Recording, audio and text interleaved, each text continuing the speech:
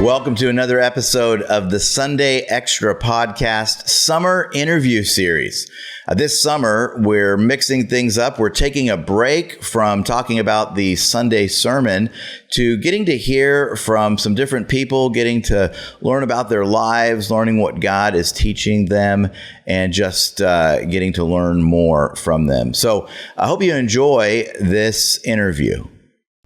Well, welcome back. This is part 2 of our conversation that the four of us started in our last episode. And we started out with some of those easy questions like, Apple or Android. And we worked our way to what has life looked like walking with Jesus at different stages. So I'm going to give you kind of one warm-up question, and then we're just going to jump right into the deep end, all right? But this warm-up question is not as easy as coffee or tea. This isn't about eschatology, is it? No. Okay, good. No. Well, that might come later. But so here's my warm-up question that is a little deeper than, tea or coffee, movies or books and all that. But what's something that God has been teaching you lately?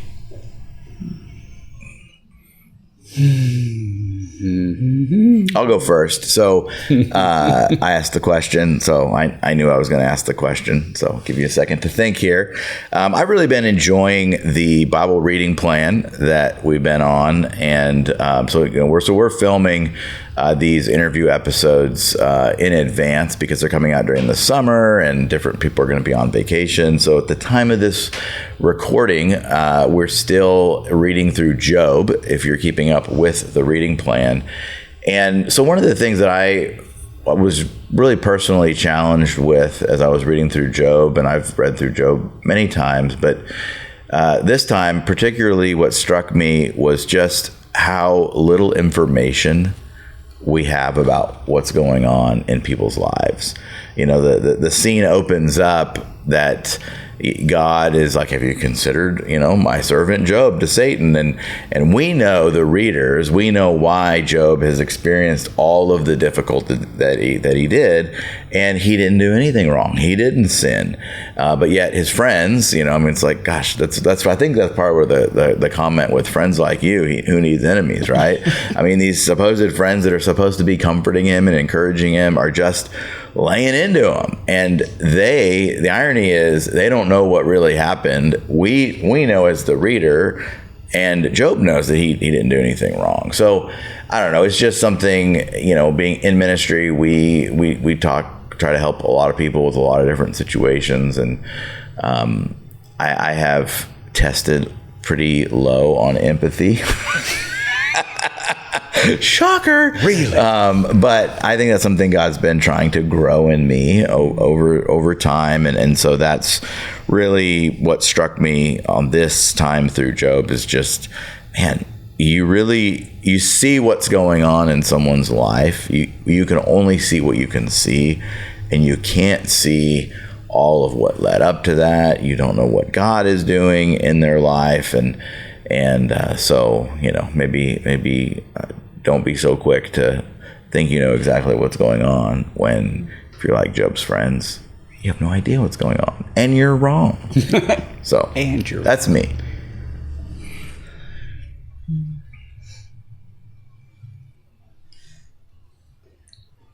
Good news is this isn't a radio program where they'll just switch the dial. So I was a radio DJ for a minute, and so I have this phobia about dead air. You could throw some of that Jeopardy music in the background, some ticking in clocks. the editor. Matt and I once hosted a radio show. Oh, we did? Do you remember that? Yes. KBBK. KBBK. What does that mean? You hosted a radio show? As a college It was a project? college radio show. Was one of our classes. We had to go in and host the show for a little bit. I think you interviewed me or something. And so this is familiar. If by familiar you mean many years ago, sure. This was pre-digital era. Yeah. This was like splicing tape. All analog. Like with razors? Like you actually cut the tape? Cut and use splicing Come on, tape. let's go. Yes. Back in the day. Yeah, we were both radio, television, film majors. Mm-hmm. Jessica was going to be a movie mogul. I wanted to write and direct. And I was going to be a broadcast journalist. There you go. And then both of us, for different reasons, were like, that's not what I want to do with my life. And we both ended up changing our majors. The splicing tape was my major reason. Wow. Wow. Yes, Brian, you were about to say something brilliant about how God has been teaching you. Well, okay, so you pull on your quiet time, so I will pull on mine. But as you were talking, I was like, there's also another thing. But so I think, okay, so Pastor Harold did this whole deep dive on Proverbs and pulled out all this awesome stuff. I'm like, yeah, I could do that. I could totally do But what I am doing, so each proverb, so like starting in chapter 10, each verse, just focusing on that verse and what is that verse trying to say and how do I apply it. And I think out of the first 9 verses of chapter 10 that I've been in, without it really being about this, it's a lot about what thoughts you entertaining, what are your motives, what words come out of your face, that has a huge impact on how people perceive you, what opportunities are in front of you, what God is able to do with your life, or what destruction is about to follow, and all that kind of stuff. So it's been interesting to, even though like this particular verse, I'm like, I don't know if this directly applies to me. It's still good to meditate on, if this was me, what's the pull out of that probably applies or will apply in the future, kind of thing. So that's been good. But I think as you were talking, I was realizing, so our oldest child is turning 18 in a few months. And so theoretically she will graduate. She's homeschooled. We could graduate her now. We are the superintendent and school board of Crook Academy. Anyway, so she's technically going to, we'll officially check her off as you've graduated at the end of next spring, hopefully. And I think there's been a lot of conversations around the house of like, so what are you going to do after you graduate? Where are you going to go? Like all this kind of stuff. And I think, Glenda and I have a vision for her life, and she doesn't. Like, it's very cloudy for her. I think you were talking about, the stresses that you had when you were younger, that now that you're 40, whatever, like that's nothing. Like, let me tell you. Let me tell you. So I didn't want to say in case people did math and figured out what Jessica's age. There you go. There you go. Wow, that's very considerate of you. So, like she's really stressed out about this at a level like I don't think I was ever stressed out about the things you're stressed out about. I'm certain I did something to her when she was 5. It was like, you're like, I'm booting you out of the house as soon as you're 18 and you're going to live on your own. Like, I don't know what I said, but she's very worked up about this. I'm like, I know that you're worked up, and you should be, right? This is the time of life that you're worked up about these things, but I promise you get to be my age, this will have seemed like a blip in your life and it will not be a big deal. But I get that it's a big deal. But there's a lot of me that wants to control where she goes. There's a lot of me that just wants her to say, yes, Dad, I will agree with the awesome vision you have for my life and just do that thing, or whatever it is. But I want to set the terms a lot, and I'm nervous that it's not going to go well and all of those things. And I can't remember if it was you, Glenda, or somebody else said to me, the same thing was true when you were 17, 18 years old. And if you just keep following the Lord, she's going to land on her feet. He's going to take care of her. He's going to watch over her, and she'll be fine. And, as long as she's also walking with Jesus, that will also be a huge help. And it's not up to me to decide where God directs her life. That, I think, is that letting go thing, I think, is a spot that God has just started to work on. I got 3 more to go, so I'll be free and easy, I guess, by the time Micah leaves. I don't know. You should be like, go. I will also be 90 years old when Micah leaves. So I will be ready to let go of a lot. Yeah. Just at the time you need him to push you around in the wheelchair, he's going to be out the door. Yeah. Yeah. Though he would have invented a motor for that thing to like shoot you off in outer space. So it can be a life lesson. It could be something you've been learning in your quiet time, just something God has been teaching you lately. I can go next. I think something I've been chewing on a lot was after reading a book. We talk at Hope about the heart attitudes, which is just practically how we live out scripture in our relationships with each other and with the church organization. And we talk about clearing up relationships. But I was doing some reading on the issue of offense whenever we're offended. And a lot of times we, if we have learned to really try to put scripture into action in our lives, we ask forgiveness, we give forgiveness, and the relationship is cleared up. But sometimes there is this issue of we have taken up offense. And so, I'll give you for example.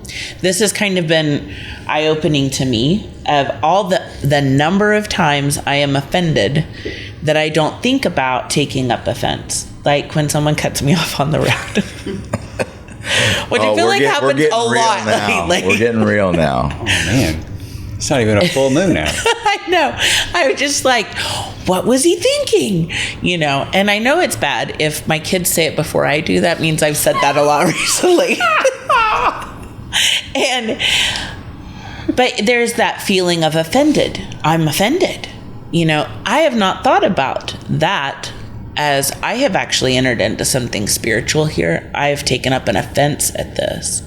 Because I wouldn't think of that as something I need to give forgiveness or not pick up, set that back down.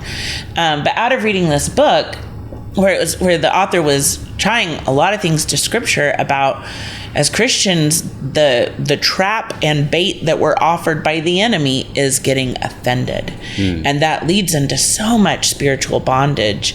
And it's easy to see that on big things, right, play out in your life or other people's lives. But what the Lord's been pointing out to me a lot lately is the little things that I have not recognized. I'm actually dealing with an issue of sin here or something spiritual if I go ahead and give into my feelings of being offended about this. The way someone responded to me, the way someone didn't respond to me, the way the guy cut me off in traffic, whatever it is, there are all kinds of opportunities to just, that was rude or that wasn't right.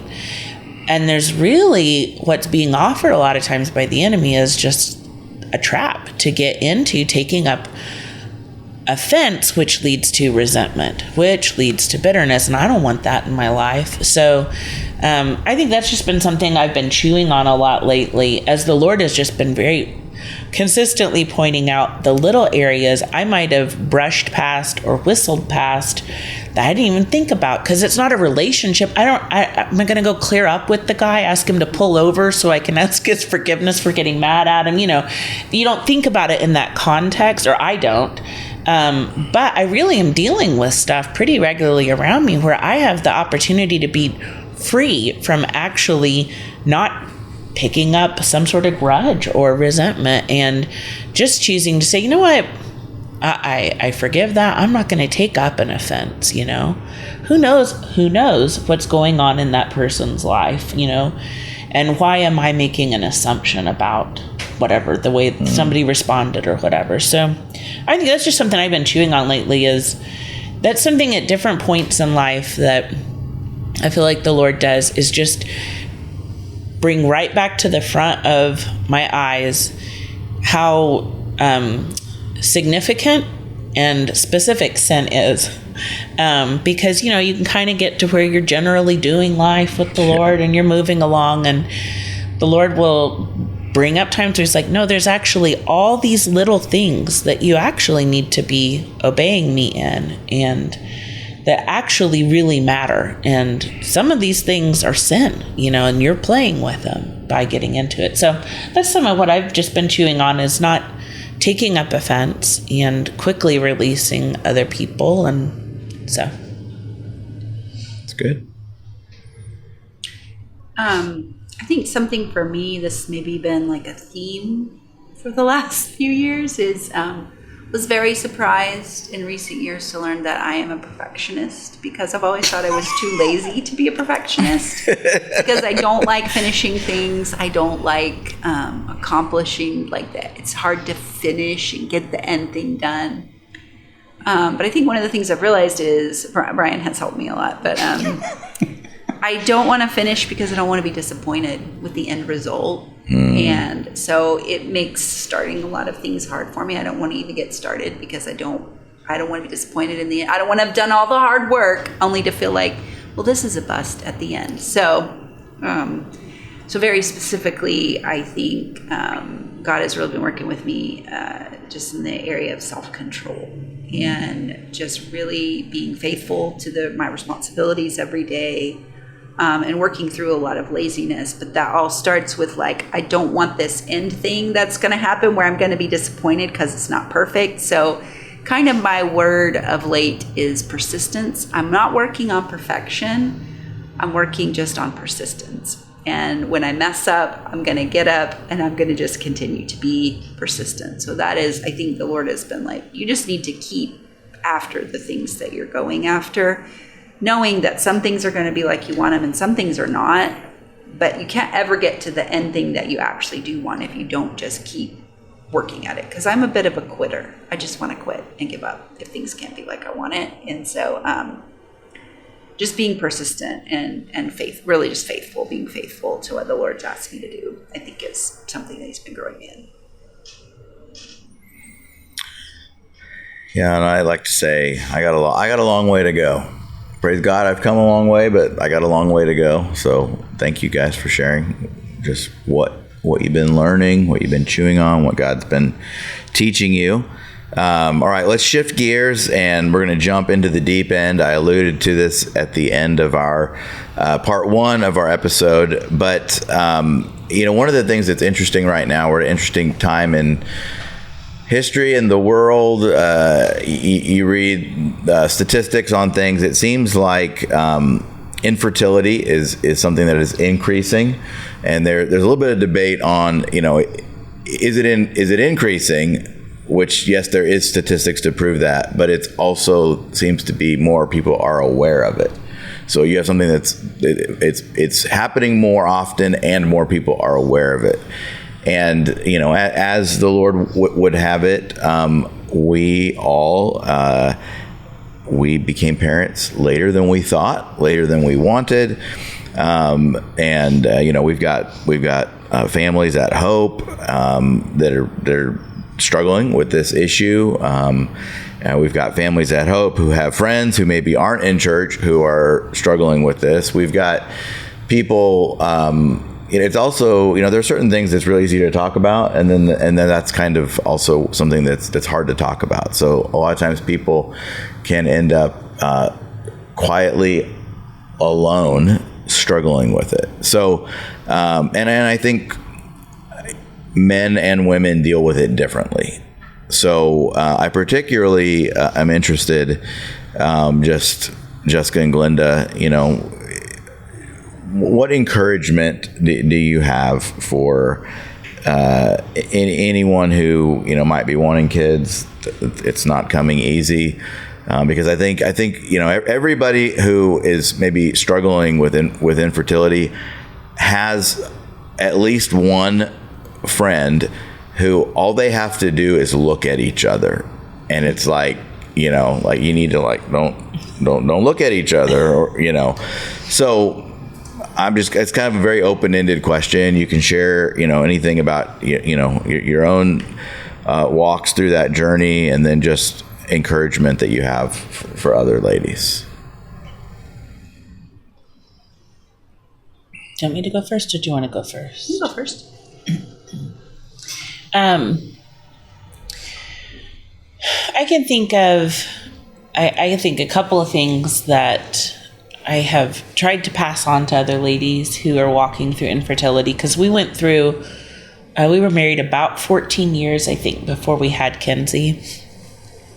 And we said originally we would like kids, maybe like 5 or so years. I think you said 5 years and I said 7 into marriage. We got married like pretty much right out of college, and those kids and those crazy kids. But I think not too long into marriage, I was like, oh, okay, maybe sooner, maybe like 3 years.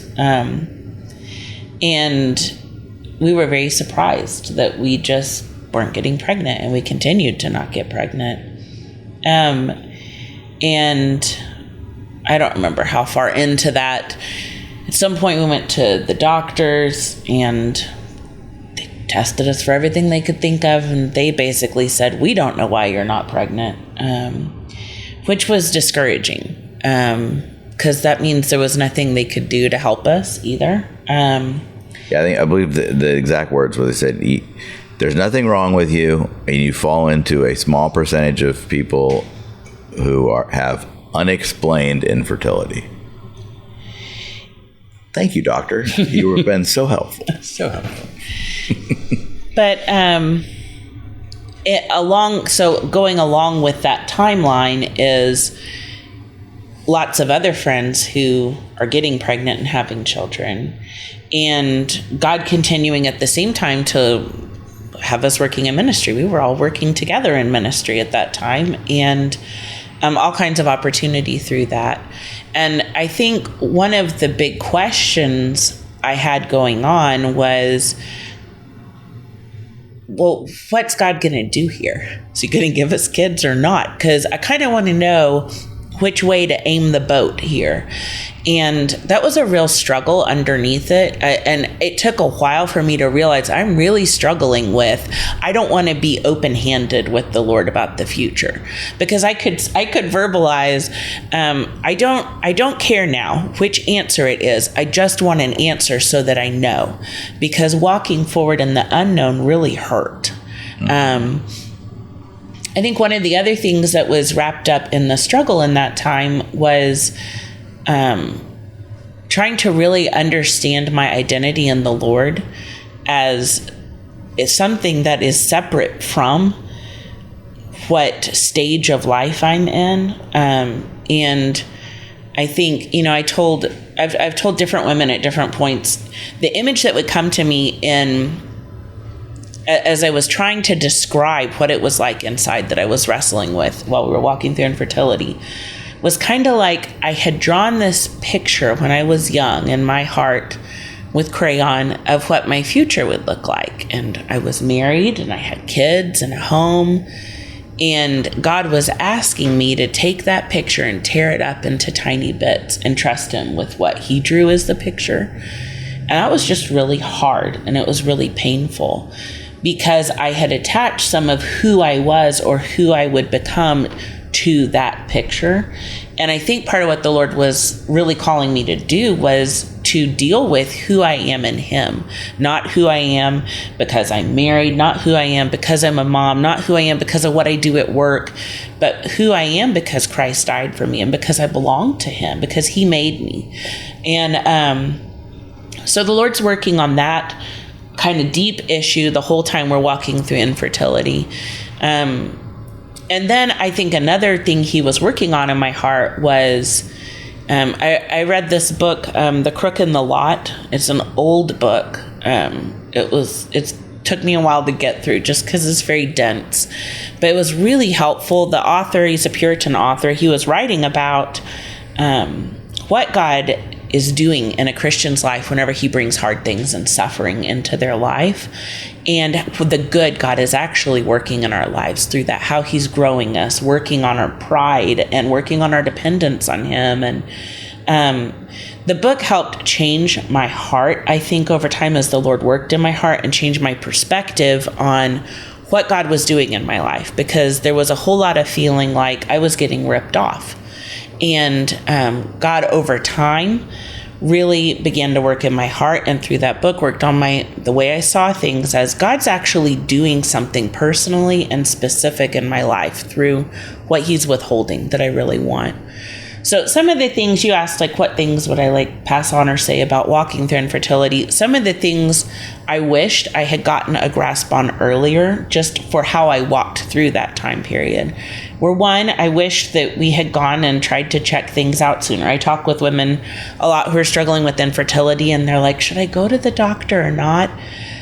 I don't know, is that good? Yes, just go. Get your questions answered. I think we went too long with questions that we should have just gotten answered, to eliminate some of that. Another thing I've tried to encourage women with is some of the best advice I got was to be a fan of and cheer for my friends who were pregnant and really lean into that so that the jealousy and bitterness didn't grow.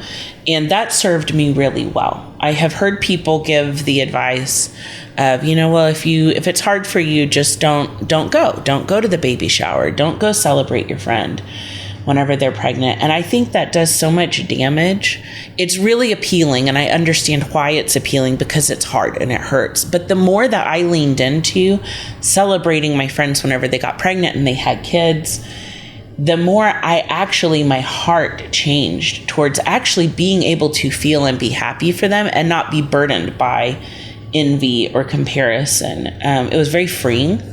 So I think that's the second thing. And then the third thing I'd say is, when we were walking through infertility and I was really struggling in my heart, I would get this picture of us in the future. And I'm very visual, so it was in black and white and gray. And it was Matt and I, old and alone in the nursing home with no one to come see us.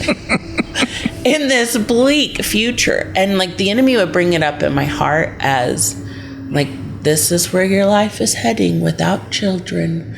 And I remember one day the Lord just really breaking through in my heart and realizing I had slowly given into this lie from the enemy about what the future looked like. And it connected to feeling like somehow God didn't love me as much or didn't value me as much. And that's why he was withholding children. And so the future was going to look terrible. And the Lord just cracked through in my heart and broke through to be like, no, Jesus died for me. He loves me. And actually life with the Lord is an adventure till the day we die, till we join him in heaven. It's an adventure. It's full of color. It's full of life. No matter what the circumstances are, it can actually be full of joy. And the picture was a lie from the enemy. So I've tried to encourage women with that too. Whenever you get a sad picture or thought about the future, if the Lord doesn't give you what you're wanting, whether it's to be married or it's to have children or it's something else about your circumstances to change, I think that's a lie from the enemy a lot, because the picture of the future with the Lord is actually one in full color, full of mission and life and joy, no matter what it looks like around you. So, that's good. I think for us, we had Lindy, I think it was 8 years in, so it wasn't quite as long. And for many of those years, I think we didn't even think we wanted to have kids. It was sort of like, we're fine without kids. We have things we want to do in life, the good things, like ministry-wise. And we're like, if we do this ministry, can we take children in the theater? What will happen to them? Anyway, so, how can we do all of this stuff that we wanted to do? So I think we didn't probably have as much time of feeling the difficulty of not being able to have children. And I think I remember when my heart really changed toward having children, and then I was afraid, maybe because I had said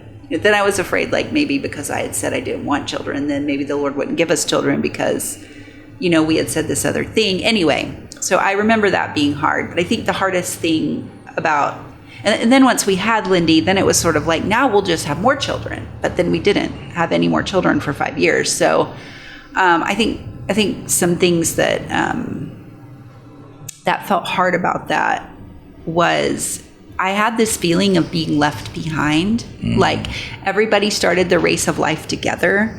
And you went along, you graduate high school. I even graduated college unexpectedly, not unexpectedly, but it was really difficult for me. Anyway, I did make it. But, I've kept up. And now's the time when everybody starts their life. And will I be single or will I be married? It's like, well, some people get married and some people don't. So then if you're single, are you left behind? Do you know what I mean? And then if you get married, then you have kids. But if you don't, are you left behind? Is that like a secondhand life because you're left behind and you don't have kids? And then once we had one kid, then we were the people with one kid. It was like, we only have one kid. You're not a real parent unless you've had more than one kid. I felt like there were all these things that... no idea. we're both a part of being wise and both a part of being valued by people that we couldn't experience, that we didn't have. So Brian and I actually got married. I was 29 when I got married.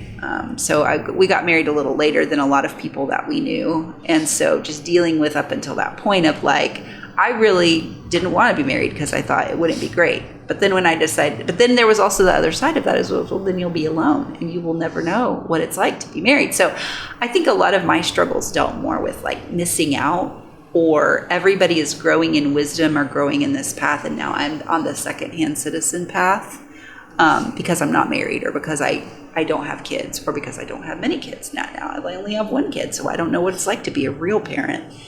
And so I think I tended to struggle a lot more, where I felt like everyone has this thing that they're getting to do and I'm being left out from it. And so now people will not value me because of this. And so because of that, I think a lot of my struggles had to deal with just my own heart before the Lord, of like, just really in humility, like going to the Lord and acknowledging that God's path, whatever path he has, is best for me. And I mean, I've just struggled a lot in life of feeling like, you know, like I don't measure up to other people. And so just really looking at it, really having kids or not having kids, or whatever the thing is not my measure of if I measure up or not.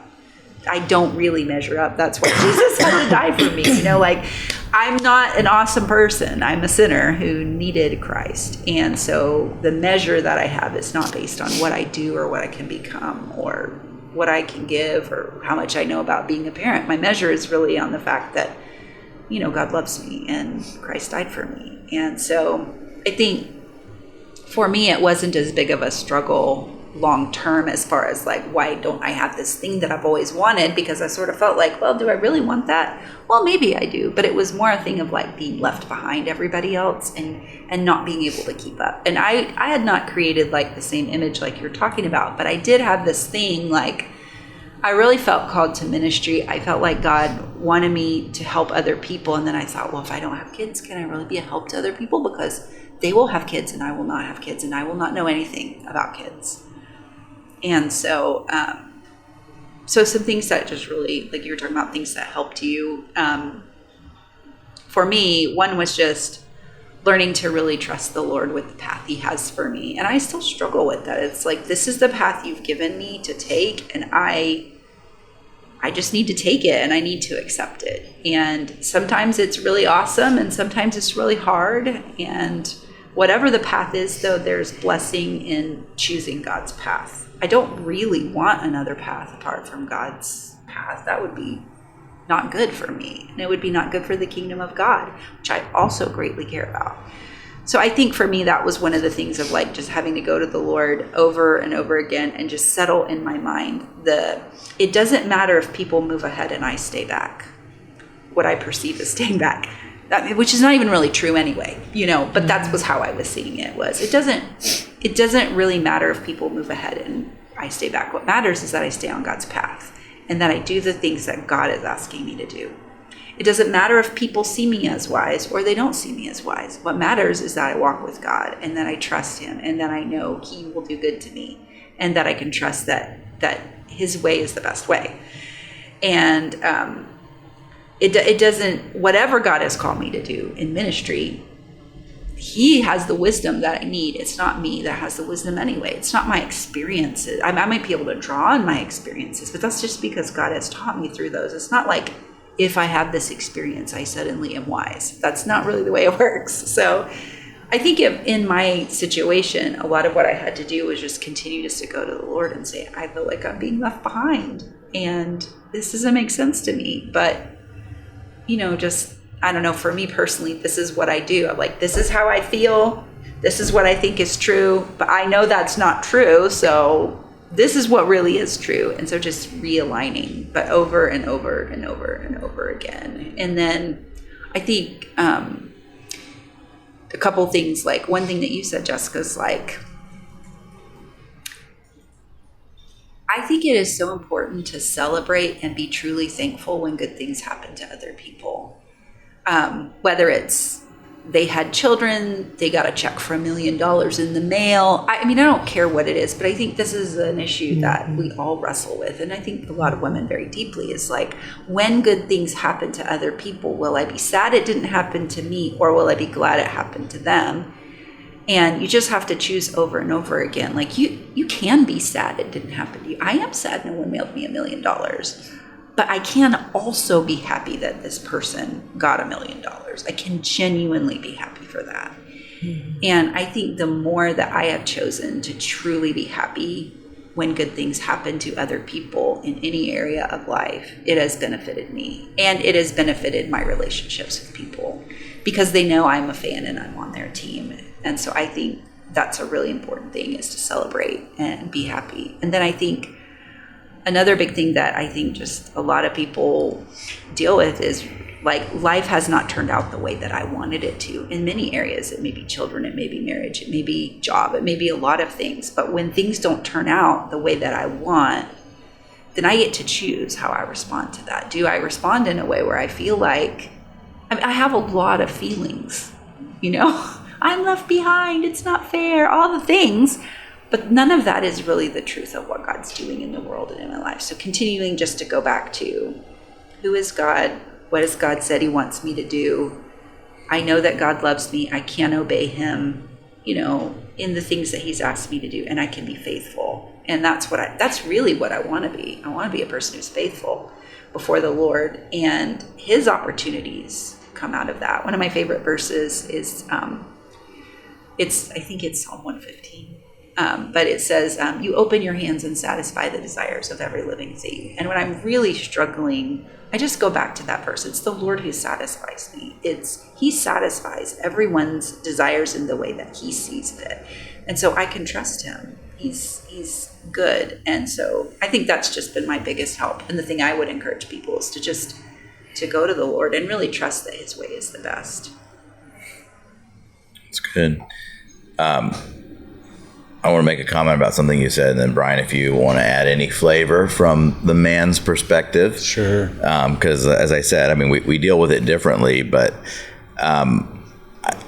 as you were talking, I was remembering this book that I read a while back, and it's one of those books where, there's meat and there's bones, and this one had a lot of bones, but there was a little bit of meat in there, and the author was talking about what you brought up, that I think in some ways we're actually set up by the way that society and culture works for disappointment later because of the unreality. And here's what I mean is you start school, and what's interesting is we all went to school, and we're homeschooling our kids today. So our kids are having a different experience of school than we all had. But you spend, 40 hours a week, 5 days a week, 9 months a year with people exactly your same age, because you have your class, right? And depending on how much you moved around or didn't move around, you could be in the same group of kids for a long time. And then you graduate from high school, and if you go to college, then you sort of experience that for 4 more years.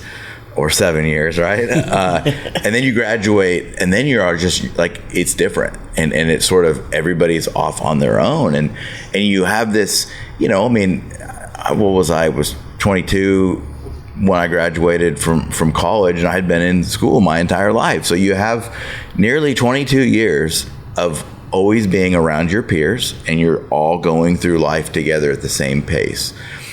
And then you graduate, and some of your friends move to different states, and you get different jobs, and some get married. So we were,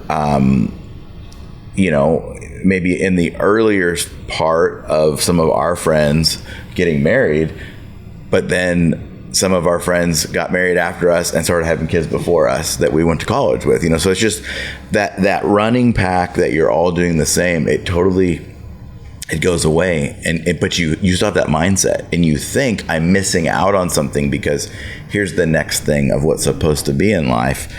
And the reality, and you both brought this up, is that in every stage and every season there are challenges in life, and you have to trust God in all of them. they're going to be different challenges. Some of them are bigger than others. And, I sometimes find it humorous when one of my kids says, it's just so hard for me. And I would like to have that be the most difficult thing in my life right now. But I think that's, especially if you've gone through school, you almost don't know what to do. You're not prepared for what comes next when there's this great scattering. In fact, I think that's even what the author uses the word, is just like there's this great scattering after graduation because everybody's lives take different paths. So, Brian, any unique nuances or things you want to highlight for the guys? I think yes, I do, Pastor Matt. I think in terms of when we were first married and didn't have kids, there was some of, like Glenda said, we weren't really thinking about having kids. I think we were asked multiple times, do you want kids? And I hadn't really thought about it one way or the other. So I wasn't against them, but it's not, when I say we weren't actively trying to have kids, what I don't mean is that we weren't actively trying to have kids, but we weren't looking at a calendar and trying to time everything out and figuring it out that way. But I think they're just, I don't know if it was it's the next phase of life. And I've thought this about marriage as well. Like you have that one single friend who you're married, and some of it is, I think from the married side, is like, no, it's great. Get in the pool, find a mate and get married. I think on the single side, it's like, you're in torture and you want me to join prison with you. I think there's that kind of, like, everybody wants me to get married kind of thing. I think on the same side with kids, on one end, kids are a blessing and we want you to have kids. And then every parent we knew was like, please take my kids for the weekend. Sure, we'll let them sleep at your house. We don't care. We just want to be away from the kids. Like, there was some of it that was like, I don't know if I really want to have kids. But there also sort of became this thing of, you're not really a man unless you've been able to become a dad. Like, there's this accomplishment thing, and I'm already behind the 8 ball because I'm a theater major doing sort of sketch comedy. I don't even know if you make an income. I don't see how you're actually providing for this family and being a leader and all the things that a man should do. I don't either. I'm bumbling my way through walking with Jesus. So, in some regard, when we found out that Glenda was pregnant with Lindy, there was a, whoo! Check that box, and we're now done. But then you're dealing with all of the, but you're not a real parent until you've had 2. And for it to be 5 years, I think we were very close to having a conversation with a family who they had only had 1 kid. We were very close to having a conversation like, how do you do that well? Because we're now, because we were 35, 36 when Lindy came along. So we're now, almost 40 years old. Maybe that time of life has happened, and or the risk of birth defects goes up. Is it really safe to have all of that stuff's kind of turning around in there? So what is it like if God wants to have 1 kid? It's not bad to have 1 kid. So how do you do that well? And we're about to have that and find out we're pregnant with Savannah. And by we're pregnant with Savannah, I really do. I'm not being a man about it. I know Glenda was pregnant with Savannah. But then I think that's another checkbox. Okay, now I'm really a man because I had 2 kids, And I think there was, even with that, there's also, I think there was a minor family pressure of my brother had 4 daughters. I now had 4. I had 2 girls, and I think there was at least one family member I think they were like, well, until you had a son, you've not really, there's just always the next thing, that there's this other crowd out there that is, I don't know if it's judging or what the thing is, that you're constantly having to prove how manly you are, that I think is also I don't think it's near the same burden that the women feel. but it's a real thing that is out there too. I think of like, well, if I could get her pregnant, then I would really be, a guy. But yeah, I think I want to echo something Jessica said, and as I would say, looking back on our season, I think probably the biggest regret I have is not leading us to go to the doctor sooner, because I think there's just you can live in reality. Reality is actually your friend. You can be a little bit discouraged. And I think as a guy, I don't know that this was like conscious fear, but I definitely, maybe subconsciously, there's this, like, there's something wrong with me. Mm-hmm. And I'm the reason why. And I don't really want to know, right? I want to maintain the illusion that everything's okay, even though it seems like maybe it's not, So I think if, and this really, like, it really can apply to any area in life. It's like, if you need to go to the doctor, go to the doctor, right? Because then you can deal with reality.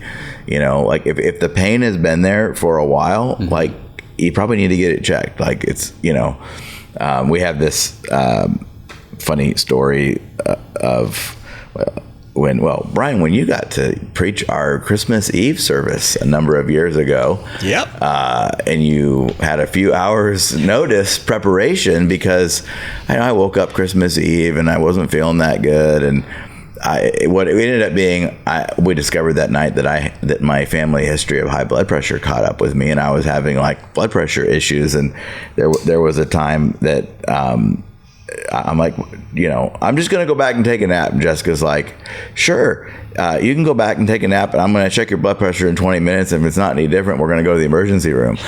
And, so I go back and take a nap. She comes in, checks it, and it's like, all right. And she's like, I knew it wasn't going to go down in a nap. I mean, somehow I thought that a nap was going to fix it, right? A nap fixes so many other things. There are things that a nap won't fix. So we needed to go into the emergency room, and so it's a treatable thing. I'm on some low grade medicine for this, and I haven't had any issues since then.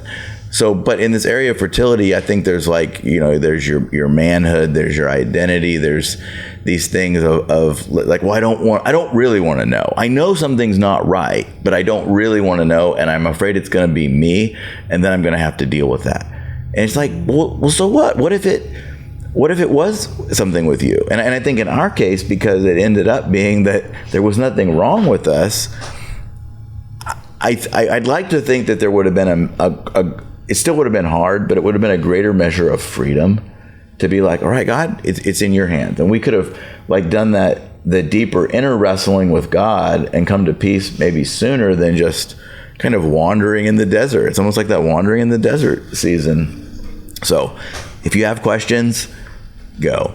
And I don't know, maybe one other question on this, Jessica. So then sometimes because there are people who will look at each other and get pregnant, and it seems to be that those couples are friends with the couples that it doesn't happen so easy. There's also the side of like, well, we've been trying for 3 weeks and nothing's happened. Yeah. So what would be your advice on like, how long should you maybe try before you start to get concerned? Like, how you don't go to the doctor just after a month. Yeah. I mean, I'm not a doctor. Although I can tell you when to go to the emergency room. Let me read the disclaimer from our lawyers. Yeah, yes. Yeah. We are not giving medical advice. This is Brian and I are giving pastoral, spiritual advice, and Jessica and Glenda are sharing from their heart. If anybody has questions about what this is, but I'll pass on what I've told women based on what the doctor told us. Once we finally started asking questions and getting stuff checked, partially the answer relates to your age. Like if someone comes to me and says, should I go to the doctor? It's been 2 months and I'm 22. Like probably not time yet. But the older you get, the sooner you may need to go to the doctor. I think their rule of thumb, at least a few years ago, was about a year. If you've been trying to get pregnant for about a year and you're not, it's just good to go get stuff checked out. But, depending on your age, sometimes that could be a little bit shorter if you're a little bit older. But you don't need to be hyper about it. But you do need to go ahead and just find the answers to things. Can I say one other thing I thought of related to this topic, just as we're wrapping it up? I think one of the big things that I learned by the end of this walk through infertility, actually, the Lord showed me probably a couple of months after we found out we were pregnant with Kinsey. So back to when we were talking in the last podcast episode about growing up, I talked about 2 summer mission trips I got to go on. The first one I got to go on, that summer, I wondered if the Lord was calling me to ministry just through some quiet times I had. And one of the things I began praying that summer was that the Lord would really use my life to impact others in the kingdom. I didn't know what that would look like. I didn't know if it meant he was calling me to be a missionary or what exactly he was calling me to do, but I knew that he had put in my heart this real desire to be used by him to impact others for the kingdom, to make a difference with the life he gave me. And so I had consistently prayed that over the years, including the years we were walking through infertility. The thing I was struggling with in my heart was God wasn't giving me what I wanted. And I was really wrestling with, could I trust him to be good if my circumstances weren't what I wanted? And anyway, I'm going to cry because that's what I'm going to do when I say this. But a couple of months after we found out we were pregnant with Kinsey, I was actually finishing major projects I'd been working on staff. Working on creating training programs that we were helping our other network churches get. We finished getting our seminary degree approved through our partner seminary. And these were programs I'd been working on for several years and that several people had already gotten to go through. And I remember being at a launch of some of this in California, and the Lord, and we knew we were pregnant with Kinsey at this point, and the Lord just said to my heart, this whole time I've been answering what you asked of me.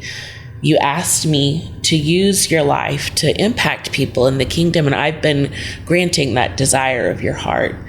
And I had spent so much time mad at God that he wasn't giving me what I wanted of children.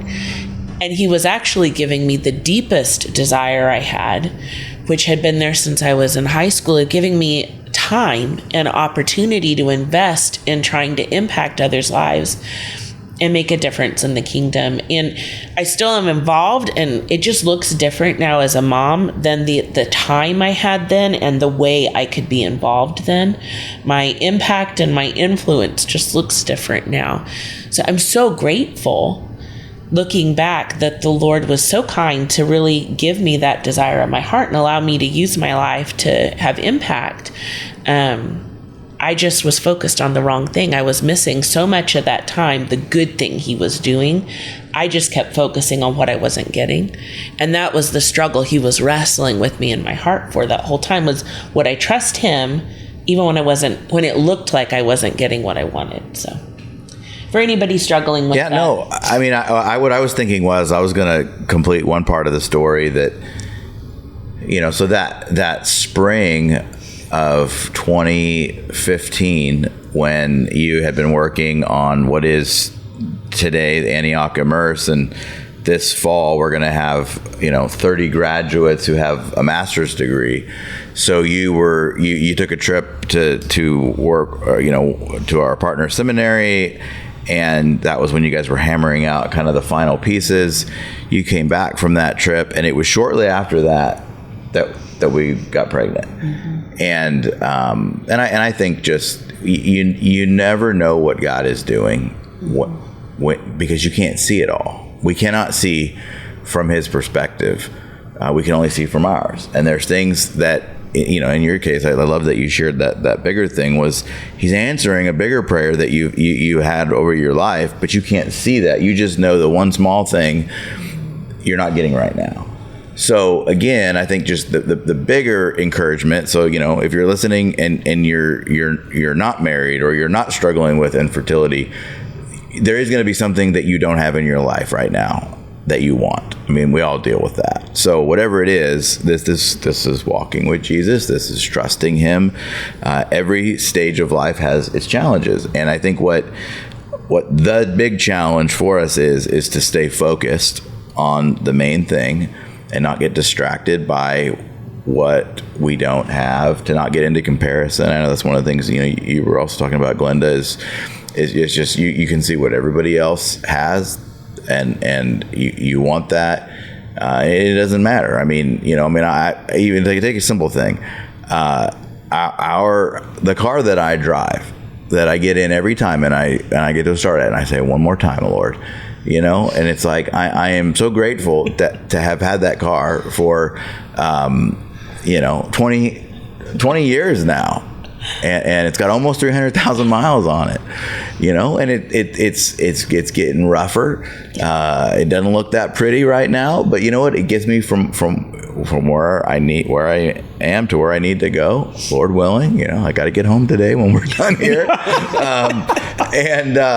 But it's so easy to get into comparison, and I travel a fair amount, and I get to drive some really nice, practically brand new rental cars, for a day or two. And then I get back to the airport and Lord, one more time, please help me get home, And anyway, but it's just, we're going to struggle with it. The details are going to be different, but it's part of life. It's walking with Jesus, trusting him. So, man, I got so many more things I want to talk about, but I think let's wrap it here. Maybe we'll do this again sometime. Hey. Maybe over some pancakes. Ooh, do you think, can we have pancakes? We can do it. It's America. We can do whatever we want. Because every woman wants to eat. There you go. That's what I was kind of thinking, Brian.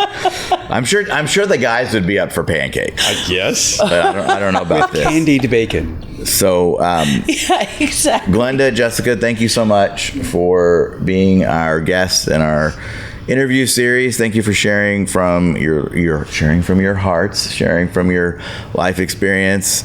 This has been fun, and I hope it's been helpful to those that are listening. And if you go to Hope, and I'll go ahead and speak for you, but I know Jessica or Glenda would love to talk to you further if something that they said was particularly encouraging to you, and something you're dealing with right now that they've walked through. I know they would love to talk to you, help you further. So hope to see you next time for our summer interviews.